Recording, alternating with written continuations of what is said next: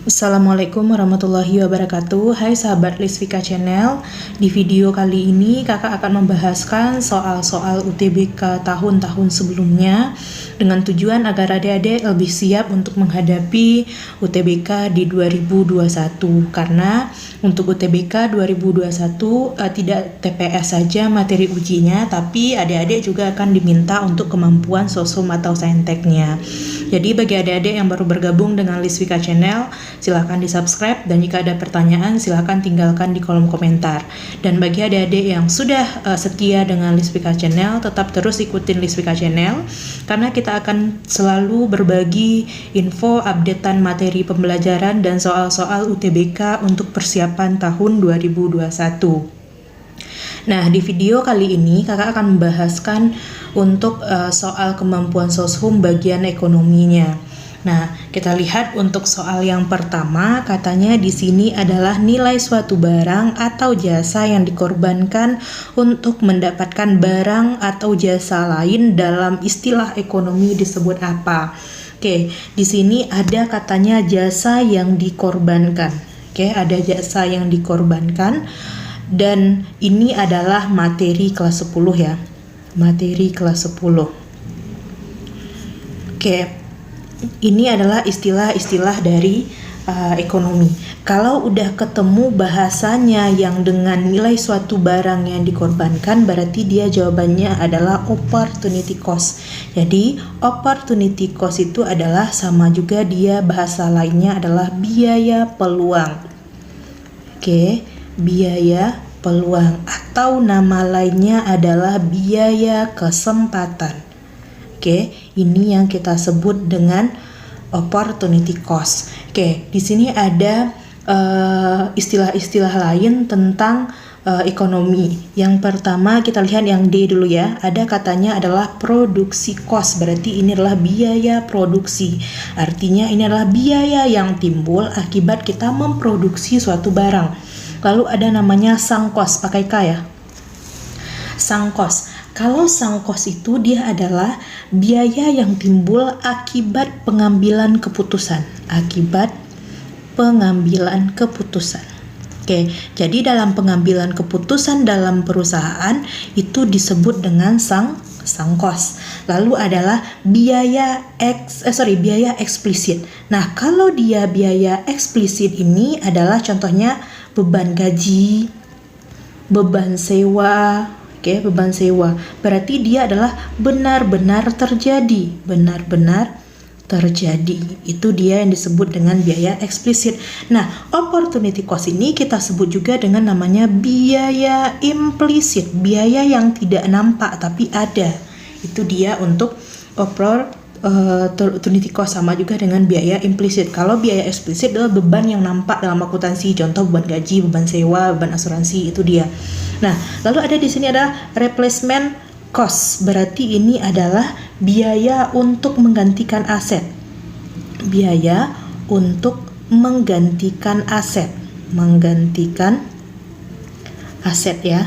Nah, ini dia biaya-biaya yang ada dalam ekonomi. Jadi kalau ada bahasanya yang dikorbankan, berarti dia adalah opportunity cost atau nama lainnya adalah biaya peluang, biaya kesempatan, ataupun biaya implisit. Oke, bisa difahami ya untuk nomor 1. Oke, lanjut kita ke soal yang nomor 2. Oke, nomor 2, persoalan pokok masalah ekonomi yang dihadapi masyarakat modern. Jadi adalah persoalan pokok masyarakat modern. Kalau dia katakan permasalahan pokok masalah ekonomi saja, berarti dia adalah kelangkaan. Kalau dia persoalan pokok masyarakat ekonomi modern, apa saja? Nah, masalah ekonomi ini kita bagi menjadi 2 ya. Masalah ekonomi. Itu dia ada yang modern, masyarakat modern, ada dia yang masyarakat klasik. Kalau dia masyarakat modern, itu dia terdiri what? Apa yang akan kita produksi. Yang kedua, how, bagaimana cara memproduksi. Yang ketiga, for whom, berarti kita memproduksi buat siapa sih, siapa pangsa pasar kita. Nah, kalau di klasik ini terkait dengan produksi barang. Oke, barang apa yang akan diproduksi, lalu bagaimana cara distribusinya, bagaimana cara menjualnya. Lalu yang ketiga adalah siapa siapa yang akan mengkonsumsinya? Oke, ini dia yang ditanyakan. Berarti di sini yang ditanyakan modern. Berarti adalah what, how, for whom. Berarti barang apa yang akan ditanyakan? Berarti ini adalah yang what. Berarti ini benar. Bagaimana cara memproduksi? How. Oke, ini juga benar. Yang ketiga adalah untuk siapa? For whom. Oke, ini juga benar. Kapan? Apakah ada kapan di sini? Tidak. Berarti jawabannya adalah yang A. Oke, bisa difahami ya. Nah, untuk masalah ekonomi ini sudah ada kakak bahaskan di video sebelumnya. Nanti lihat saja di deskripsi, sudah kakak cantumkan linknya ya. Oke, lanjut kita ke soal yang ketiga. Nah, soal ketiga ini kita masuk ke pola hitungan. Oke, di sini yang perlu kita ketahui dulu dari pola hitungannya adalah ada fungsi permintaan, ada fungsi penawaran, lalu ada pajak. Oke, kita lihat dulu di sini penjabaran materinya ya. Pajak temannya adalah subsidi. Pajak dan subsidi itu dia hanya mempengaruhi PS dan QS. Artinya yang dipengaruhinya di sini hanyalah si supply atau si penawaran. Oke, bisa difahami ya. Berarti yang akan berubah adalah kolom dari si penawaran ini karena adanya pajak. Nah, yang perlu diketahui satu lagi adalah jika bentuk soal kita dalam bentuk QS, maka dia pajaknya akan berkurang. Pajak itu kakak singkat dengan T atau tax, dan subsidinya akan bertambah. Namun, jika fungsi soalnya PS, maka dia pajaknya bertambah, subsidinya berkurang. Ini pola dalam perhitungan subsidi dan pajaknya. Oke, bisa difahami ya. Berarti baru bisa kita menjabarkan soalnya. Oke, berarti yang pertama penawaran kita sebut dengan QD, nilainya adalah 2 kurang 0,5P. Lalu ada QS sama dengan min 2 kita tambah dengan P.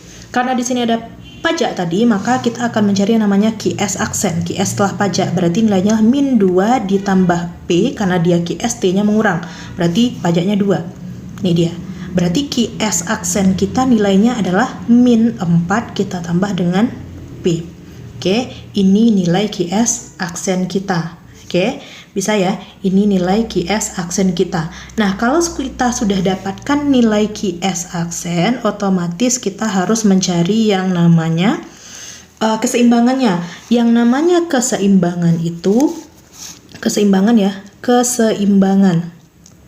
Keseimbangan itu akan terjadi ketika QD sama dengan QS atau PD sama dengan PS, atau kakak gambarkan kurvanya, dia ada titik temunya. Ini adalah S, ini demand-nya. Oke, bisa ya. Berarti kita tinggal masukkan angkanya, dan yang kita masukkan adalah nilai dari si QS aksennya. Berarti QD sama dengan QS. Oke, QD kita berapa nilainya? 2 kita kurang dengan 0,5P sama dengan min 4 ditambah P. Oke, ini soal penyelesaian matematikanya.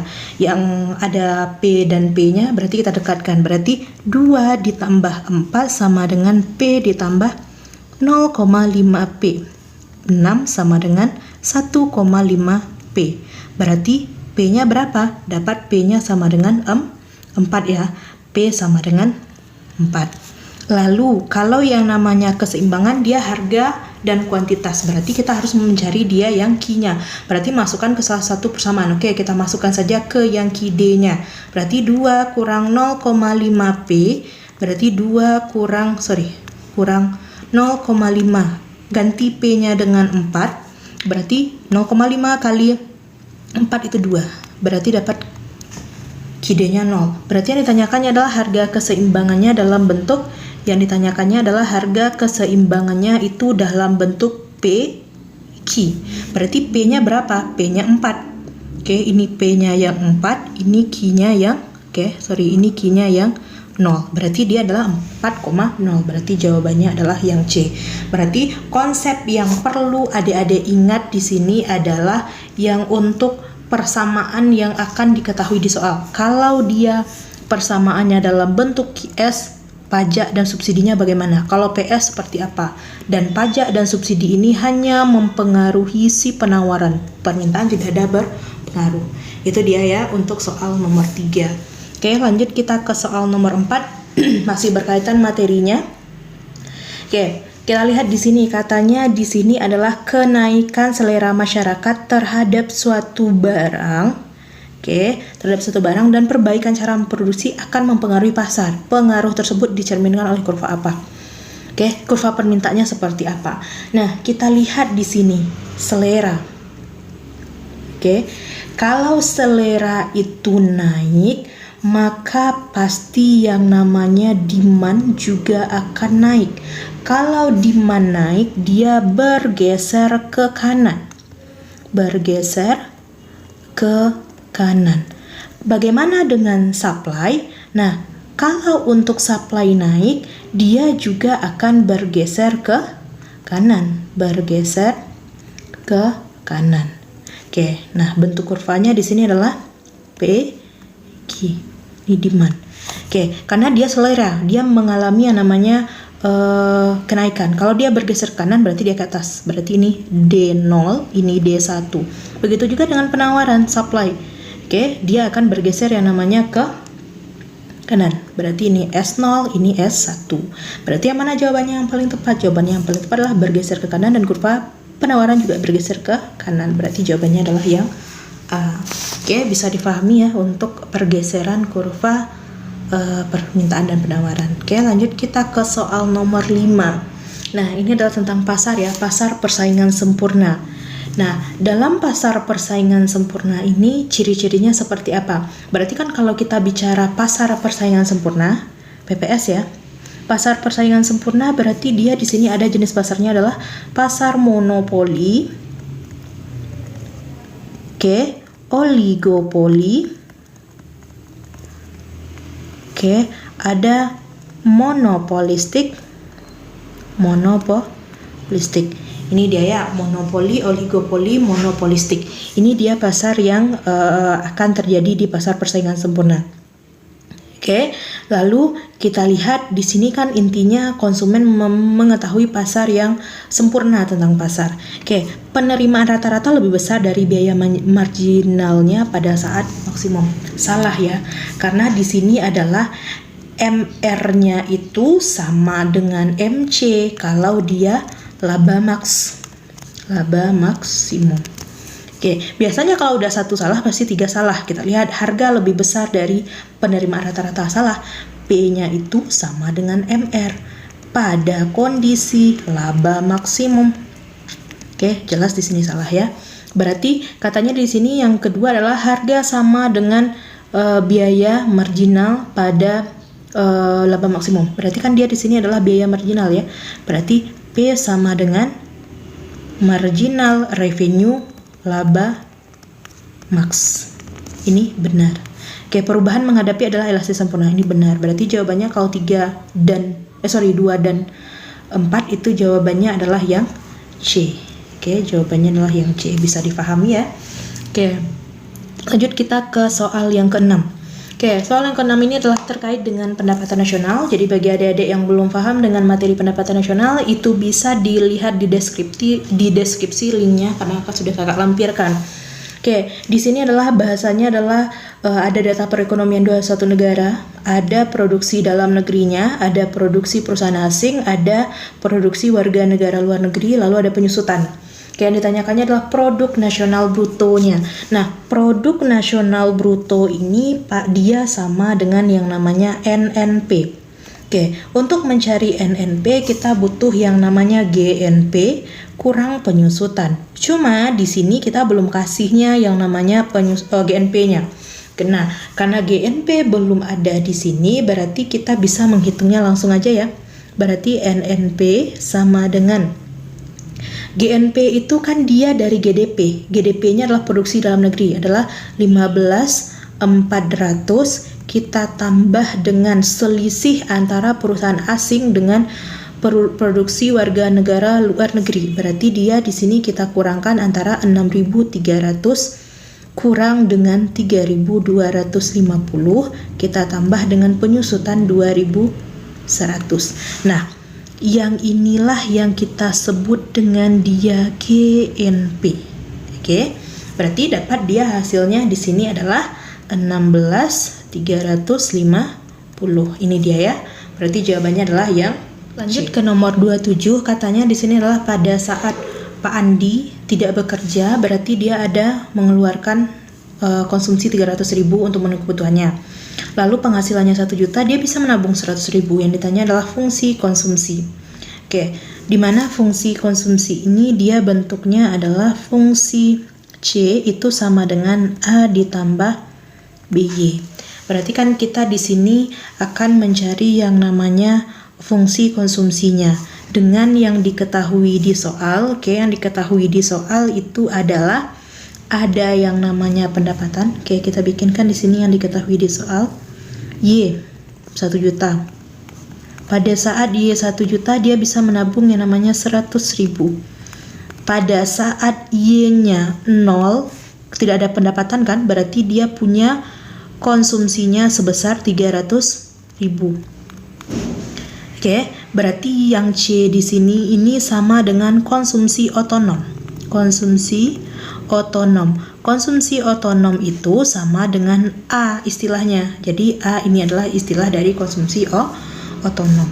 Nah, di sini yang akan kita cari adalah fungsi C. Ditanyanya adalah fungsi C. Berarti bisa kita cari di sini untuk menghitung fungsi C. Oke, untuk menghitung fungsi C berarti kita masukkan saja karena dia idealnya Y itu pendapatan itu akan kita gunakan untuk konsumsi dan tabungan, di mana S itu sama dengan investasi. Ini konsep dari fungsi konsumsi dan fungsi tabungan. Oke, langsung aja kita masukkan. Y sama dengan C kita tambah S pada saat Y-nya 1 juta. C-nya belum ada, yang akan kita cari tambah dia 100.000 yang bisa ditabung. Berarti dapat C-nya di sini adalah 900.000. Oke, dapat C 900.000. Berarti kita akan mencari yang namanya di sini adalah B-nya. Oke, yang akan kita cari di sini adalah B. Nah, untuk mencari B, karena kita 300 sudah dapat ya, yang A-nya udah dapat 300. Berarti yang lain udah bisa kita hilangkan sebenarnya. Oke, udah pasti jawabannya di sini adalah yang B karena dia satu-satunya yang ada 300-nya yang A. Cuma untuk pembelajaran bagi kita cari untuk mencari B itu adalah kita cari dengan B itu kan yang akan kita cari di sini adalah MPC-nya. Berarti MPC itu rumusnya adalah delta C per delta Y. Oke, delta C kita berapa? Delta C kita adalah 600.000. C kita di sini adalah 900. Lalu ada konsumsi otonom kita 300 atau C1 kita. Pada saat pendapatan 0 ada 300 konsumsi kita. Pada saat sudah pendapatan 1 juta maka konsumsi kita 900. Berarti berapa delta C-nya? 900 kurang 300 dapat dia 600.000. Oke, delta Y. Pada saat pendapatannya 0 dia konsumsinya 300.000. Berarti kan ada dia tidak memiliki pendapatan, berarti kan pendapatannya hanya 1 juta. Oke, berarti dapat dia 0,6. Berarti inilah yang B-nya. B-nya di sini sama dengan MPC. Berarti jawabannya adalah yang B. Oke, bisa difahami ya untuk soal nomor 7. Oke, masuk kita ke soal nomor 8.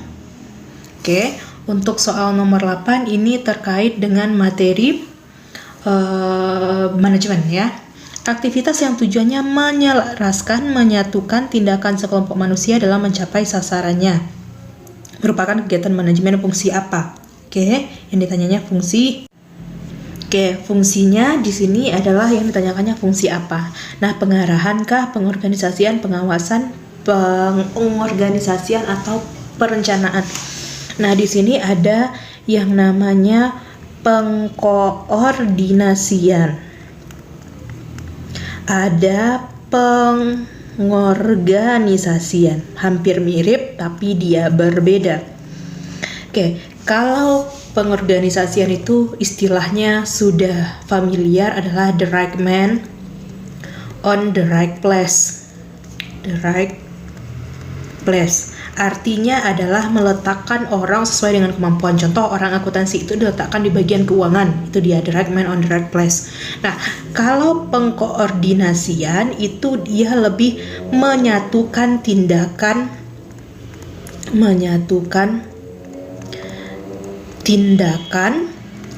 dalam mencapai hasil. Oke, itu dia. Jadi dia berbeda, ada pengkoordinasian, ada pengorganisasian. Jadi di sini sudah terjawab bahwa dia jawabannya adalah yang B. Oke. Lanjut kita ke nomor 9. Katanya di sini adalah di bawah ini merupakan kegiatan perangkat organisasi koperasi. Nah, yang ditanyakannya adalah rapat anggota. Oke, yang ditanyakannya adalah rapat anggota. Kita paham bahwa struktur organisasi itu jabatan yang paling tinggi adalah rapat anggota. Jadi kalau kita lihat di sini sedikit ya, struktur organisasi koperasi itu dia seperti apa. Koperasi itu yang paling tinggi adalah rapat anggota tahunan, ya, atau rapat anggota saja juga boleh. Lalu akan dibantu oleh pengawas dan pengurus. Pengawas dan pengurus. Nah, di bawah pengawas dan pengurus ini ada yang namanya di sini adalah si anggota. Anggota ini adalah yang menjalankan dari sebuah koperasi. Oke, ini dia struktur dari koperasi. Nah, di sini yang ditanyakannya adalah rapat anggota. Nah, rapat anggota itu karena dia adalah jabatan yang tertinggi dari koperasi, maka dia tugasnya di sini adalah yang pertama adalah kalau menjalankan tugas mengelola ini bukan dari rapat anggota, tapi ini adalah menjalankan tugas mengelola koperasi ini adalah anggota. Oke, menetapkan anggaran dasar itu adalah si rapat anggota. Mengangkat dan menghentikan itu adalah juga si anggota. Mengawasi administrasi keuangan itu juga pengurus. Berarti jawabannya adalah 2.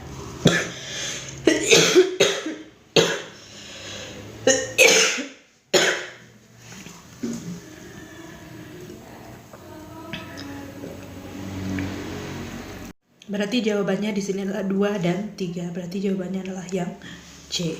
Bisa dipahami? Oke, untuk nomor soal 10 ini, dia adalah untuk menghitung SAU yang diterima anggota. Oke, SAU yang akan diterima oleh anggota. Yang perlu kita ingat di sini adalah untuk menghitung SAU ini ada bagian yang namanya anggota atau kita sebut dengan jasa anggota. Rumusannya adalah persentase jasa anggota kita kali dengan pembelian anggota kita kali dengan penjualan koperasi kita kali dengan SAU. Satu lagi yang perlu kita ingatkan di sini adalah jasa modal. Berarti di sini persentase jasa modal kita kali dengan simpanan anggota per simpanan koperasi kita kali dengan SAU.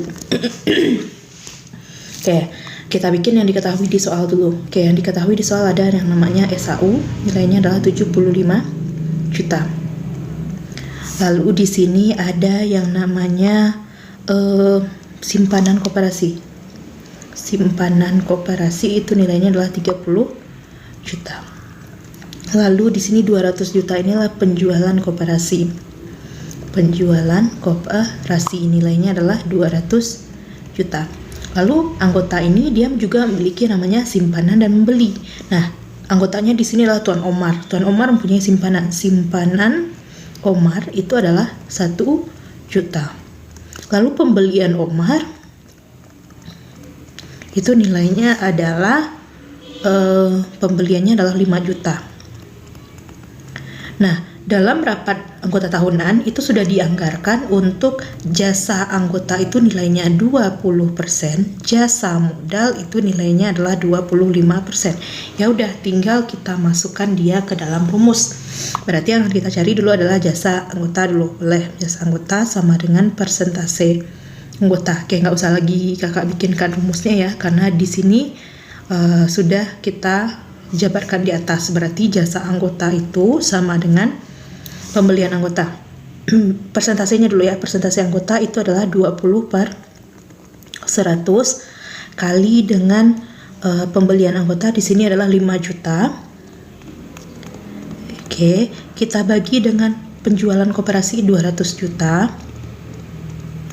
Oke, kita kali dengan 75 juta itu adalah SHU. Oke.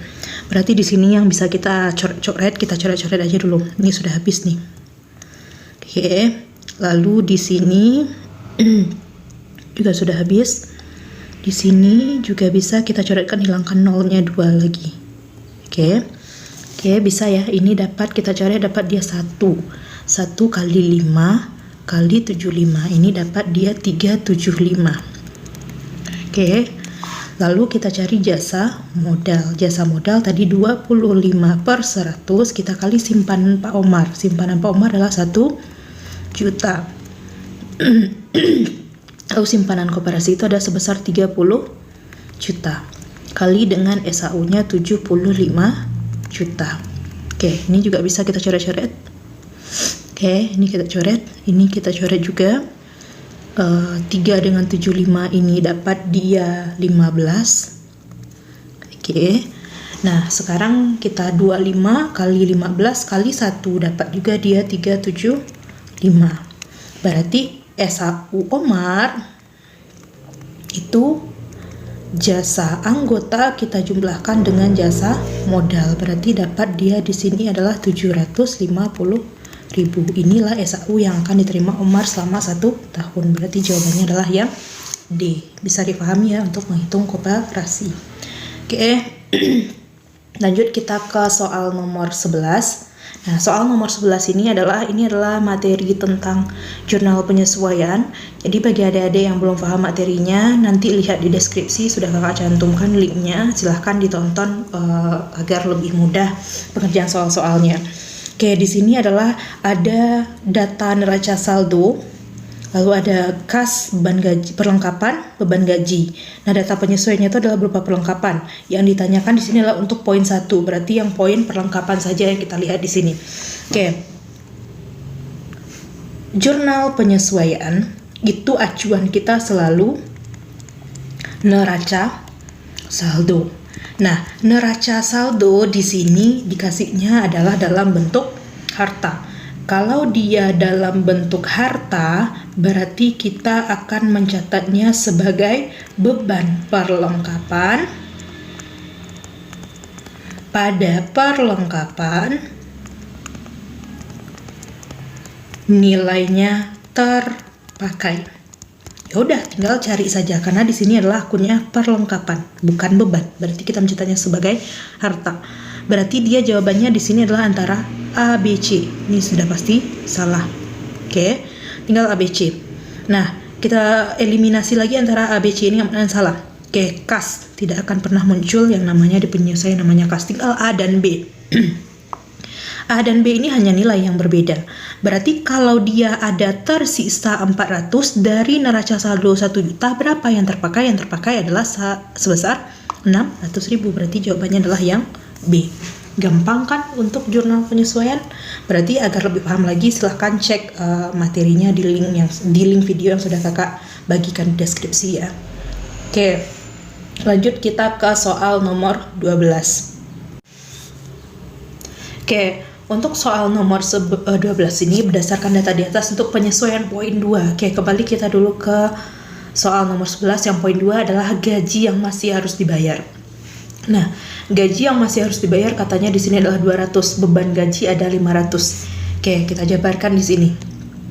Oke, katanya di sini neraca saldo itu ada beban gaji 500.000. Penyesuaian itu gaji yang harus dibayarnya adalah 200.000. Oke, di sini kalau utang yang belum dibayar atau utang yang masih harus dibayar itu penyatatannya hanya satu, pasti dia selalu adalah beban gaji pada utang gaji sesuai pada data penyesuaian kita. Berarti data penyesuaian kita adalah 200.000, berarti angka yang kita masukkan adalah 200.000. Berarti jawabannya adalah yang A, beban gaji pada utang gaji.